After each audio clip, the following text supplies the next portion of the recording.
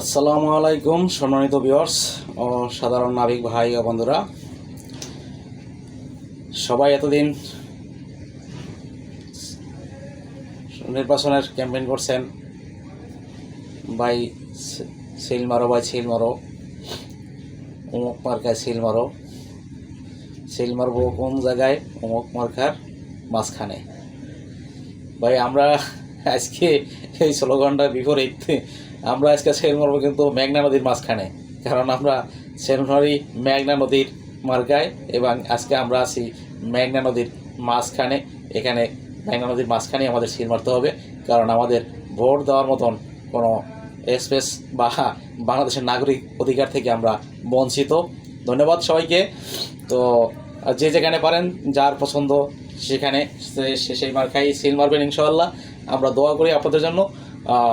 আমাদের দোয়া করা ছাড়া আর আমাদের কিছু করার নেই। তো আমরা সবার জন্য দোয়া করি, সবার নেক আশা আল্লাহ পূরণ করুক। তবে আমি রফিকুল ইসলাম আমি প্রতিদিনের ন্যায় আজকে একটু দেরি হয়ে গেছে আপনাদের সম্মুখে আসতে, যদিও আজকে ডিউটি অফ, এই জন্য ঘুমাইছিলাম, যার ফলে আমি সকালবেলা আপনাদের লাইভে আসি নাই।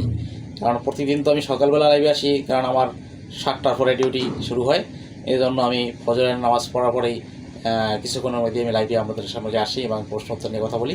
তবে আজকে একটু দেরি হওয়ার কারণ এই জন্য যে আমি ডিউটি নাই বিদায়ে ঘুমাচ্ছিলাম আর কি। ফজরের নামাজের পরে ঘুম গেছি, ঘুম থেকে উঠে আপনাদের সম্মুখে গোসল করে খাওয়া দাওয়া করে লাস্টে আপনাদের সম্মুখে আবার আসছি। আমি রফিকুল ইসলাম আইএমই ইনলার্নশিপ মাস্টার্স পরীক্ষার্থীদের জন্য প্রশ্ন উত্তর পর্ব নিয়ে প্রতিদিনের মতন আজকে আপনাদের সম্মুখে প্রশ্ন উত্তর নিয়ে আলোচনা করব। আমার ডায়েরির 33 নং প্রশ্ন, 34 নং প্রশ্ন, 35 নং, 36 নং এবং 37 নং প্রশ্ন নিয়ে উত্তর নিয়ে আপনাদের সম্মুখে আলোচনা করব ইনশাআল্লাহ। সবাই সাথে থাকুন এবং আপনি ফলো করবেন, অন্য ভাইকে ফলো করার সুযোগ দেবেন শেয়ারের মাধ্যমে।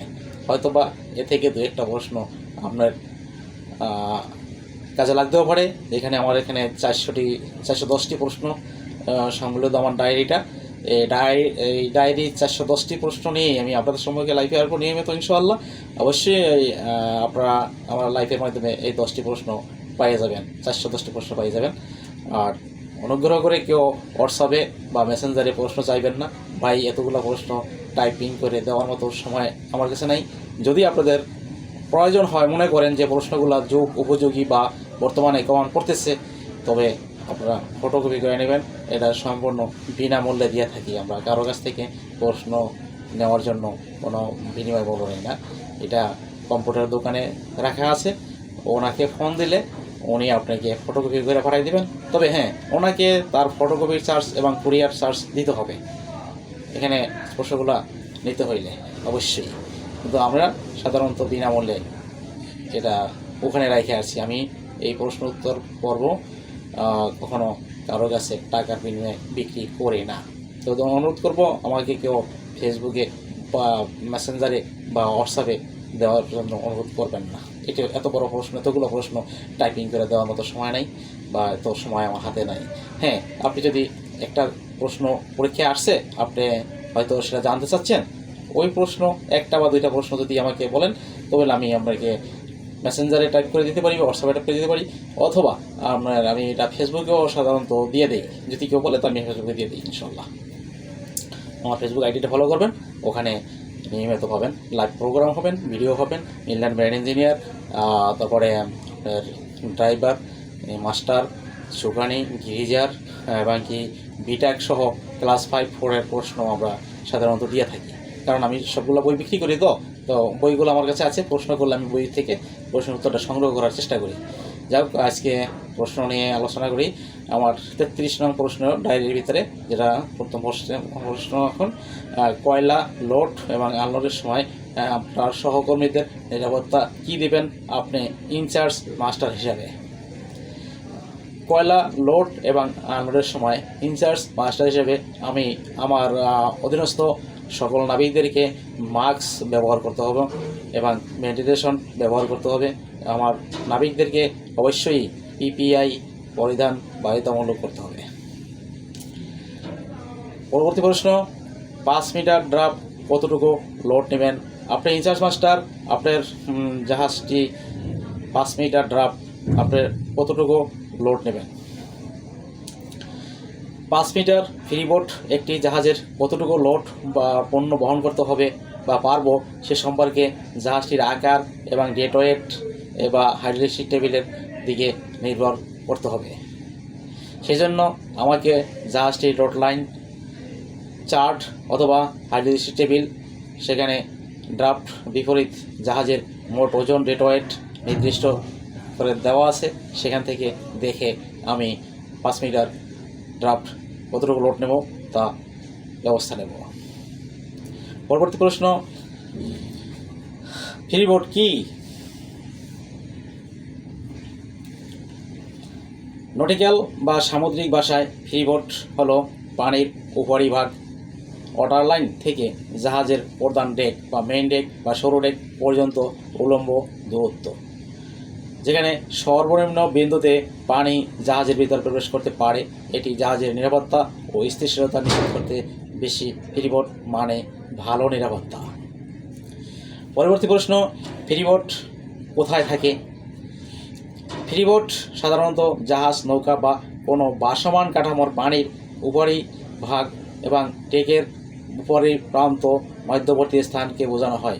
এটি জাহাজের নিরাপত্তা এবং স্থিতিশীলতা নির্ধারণ করে গুরুত্বপূর্ণ ভূমিকা রাখে। পানির রেখা ওয়াটার লাইন থেকে প্রধান ডেক বা জাহাজের কিনারা পর্যন্ত এটিকেই ফ্রিবোট বলা হয়। পরবর্তী প্রশ্ন, একটি নৌযানের কতটুকু ফ্রিবোট রাখতে হবে? এই প্রশ্নটা উত্তরটা শর্ট, কিন্তু উত্তরটা দেওয়ার আগে আমি কিছু কথা বলবো, পরবর্তীতে আপনি উত্তরটা পেয়ে যাবেন অবশ্যই। উত্তরটা অনেক লম্বা, তবে লম্বা না, আপনার বোঝানোর জন্য আমি কিছু কথা বলছি, কিন্তু উত্তরটা কিন্তু অত বড় হবে না, যতটা আমি বলবো তত বড় হবে না। আমি লাস্টে আপনাকে কতটুকু উত্তর দিলে আপনাকে গ্রহণযোগ্য হবে আমি বলে দেবো। বাংলাদেশ অভ্যন্তরীণ নৌযান ফ্রিবোট জলরেখা থেকে ডেকের উপরিভাগ পর্যন্ত উচ্চতা, পরিমাণ ও অভ্যন্তরীণ জাহাজ ফ্রিবোট বিধিমালা 2001 অনুযায়ী নির্ধারিত হয়। নৌযানের ধারণ ও জলপথের প্রকৃতির উপর ভিত্তি করে এটা ভিন্ন ভিন্ন হতে পারে। সাধারণ যাত্রীবাহী নৌযানের বা জাহাজের ক্ষেত্রে স্থিতিশীলতা ও নিরাপত্তার জন্য পর্যাপ্ত রিজার্ভ বুয়ায়েন্সি নিশ্চিত করতে হয়। যদি নৌযানটি কোনো কারণে ক্ষতিগ্রস্ত হয় তবে সে অবস্থায় অন্তত 0.05 মিটার ফ্রিবোট থাকা বাঞ্ছনীয়। এখন এখানে বাঞ্ছনীয়র পরে এটা হলো যাত্রীবাহীর জন্য, তবে হ্যাঁ জোন হিসাব করে ভাগ করা আছে। জলপথের জোন আছে, কয়েকটা জোনে ভাগ করা আছে, মাস্টাররা অবশ্যই জানেন কয়েকটা জোনে ভাগ করা আছে। তারপরে ফ্রিবোট রাখতে গেলে জোন হিসাব করে আমাদের ফ্রিবোট রাখতে হয়।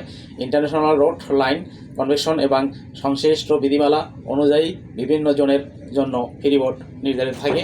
যেমন জোন 1, জোন 1-এ 1700 মিলিমিটার বা 1.17 মিটার।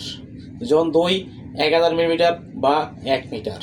জোন 3 500 মিলিমিটার বা 0.5 মিটার। পণ্যবাহী ও অন্যান্য নৌযানের টাইপ বি বা সাধারণ জাহাজের জন্য দৈর্ঘ্য ও মৌসুমিক ও পরিস্থিতির উপর ভিত্তি করে ফ্রিবোট নির্ধারিত হয়। এখন আপনাদেরকে বলতেছি ফ্রিবোট কতটুকু রাখবেন সে ব্যাপারে। আপনার প্রশ্নের উত্তর কিন্তু এখানে, আপনার প্রশ্নের উত্তর এখানে। খোলা ওপেন নৌযানের ক্ষেত্রে নিম্নতম ফ্রিবোট 400 মিলিমিটার। ডেকযুক্ত সাধারণ নৌযানের জন্য আপনার নিম্নতম ফ্রিবোট 2.50 মিলিমিটার পর্যন্ত। ফ্রিবোট কতটুকু রাখবেন প্রশ্ন ছিল, এই প্রশ্নটার উত্তর হবে এতটুকু। খোলা বা ওপেন নৌযানের ক্ষেত্রে সর্বনিম্নতম ফ্রিবোট 400 মিলি এবং ডেকযুক্ত সাধারণ নৌযানের জন্য নিম্নতম 250 মিলিমিটার পর্যন্ত ফ্রিবোট রাখতে হবে। আজকের মতো এ পর্যন্ত, ইনশাআল্লাহ আবারও আপনাদের সাথে দেখা হবে যথাসময়। ওই পর্যন্ত সবাই সুস্থ থাকুন, সুন্দর থাকুন, এই কামনা করে আমি রফিকুল ইসলাম আইমি আপনাদের কাছ থেকে আজকের মতো বিদায় নিচ্ছি। আবারও আপনাদের সাথে দেখা হবে ইনশাআল্লাহ। আল্লাহ হাফেজ।